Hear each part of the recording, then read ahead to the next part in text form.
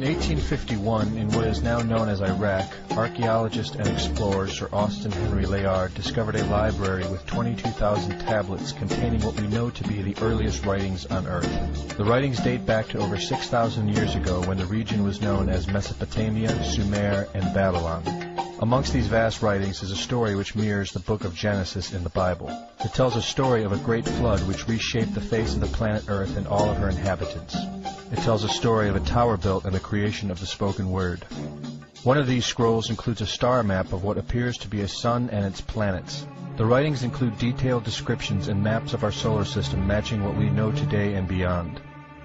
It includes a 10th planet in an orbit between Mars and Jupiter. It is written that the 10th planet Nibiru was thrust into our solar system and collided with the planet Tiamat. The remaining bulk of Tiamat over time became Eridu, the Earth as we know it, and the rest of her became the asteroid belt. In retrograde to the other 9 planets, Nibiru took orbit around our Sun in a long ecliptic or apogee. Lasting 3,600 years, it passes between Mars and Jupiter. In recent years, based on the patterns of our known solar system, astronomers have been looking for a planet with this same orbit. In search of this planet, they discovered the planet Pluto. The search continues. According to the ancient texts, this detailed information was given to them by the Anunnaki, or those who from heaven to earth came. They describe the Anunnaki as a reptilian race of gods which came to the earth in fiery ships from their home planet of Nibiru, the 10th planet. It is written that these Anunnaki came to the earth to mine gold and other elements to serve in protecting the atmosphere of their distant home planet.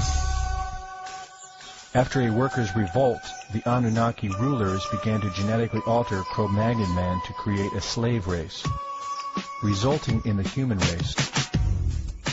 It was said that we were created by the gods in clay vessels. It is written that man was forbidden to depict the Anunnaki in their actual form.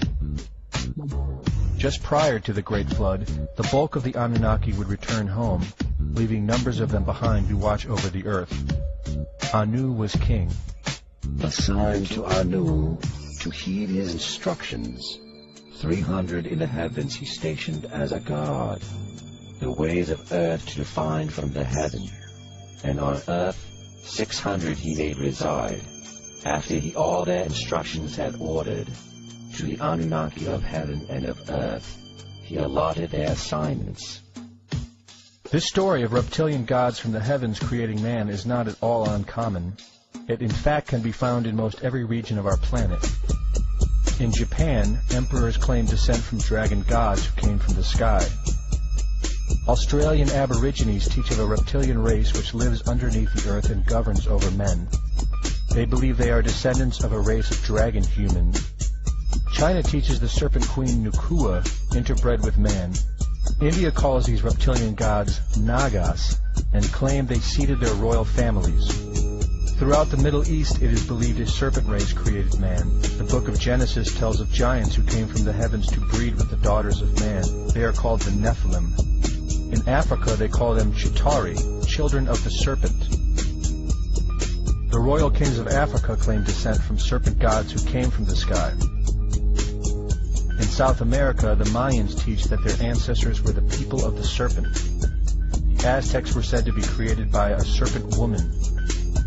In America, the Hopi Indians believe sky gods came to earth to breed with their women and referred to them as their snake brothers. The word Sioux means snakes, and Iroquois means serpents. It seems the only places you will not find this historical story is where the history has been methodically destroyed. The descendants of King Anu in Sumeria and Babylon can be traced throughout time. The pharaohs of Egypt were from the bloodlines of the Babylonian kings.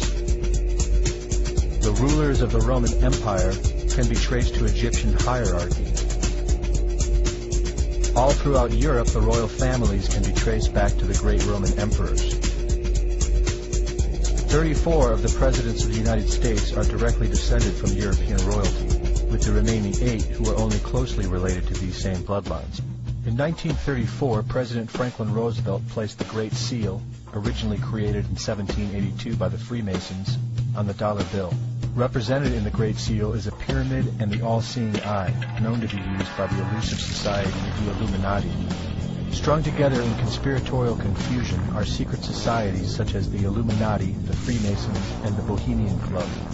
In 1917, National Geographic did a story on a place in Montreal, California called Bohemian Grove. The story reports a place where the world's elite, members of the Bohemian Club, retreat to in late July and conduct an ancient occult ceremony called the Cremation of Care. Every year in July, the world's leaders, media moguls, and members of the World Bank spend 2 weeks of what is known as a men-only retreat at the Grove. In the year 2000, BBC television show World of Wonder infiltrated Bohemian Grove with hidden cameras and aired the video on the BBC. The video shows the large mass of men donning red and black robes and once again conducting the Cremation of Care ceremony. The altar is at the base of a 200-foot owl, the Babylonian symbol of the god Moloch, the god of human sacrifice. In the video, a body is delivered upriver to the altar where it is set on fire. Upon being aired, members of the Bohemian Club reported that the ceremony is a put-on, merely done for entertainment and fun. This history tells a story of our world leaders having a deep involvement in satanic tradition, worshipping our reptilian overlords, the serpent gods. It poses the possibility that we may be and have always been enslaved by our leaders, no different than sheep or cattle. There is an endless amount of information out there which supports this, but don't take my word for it.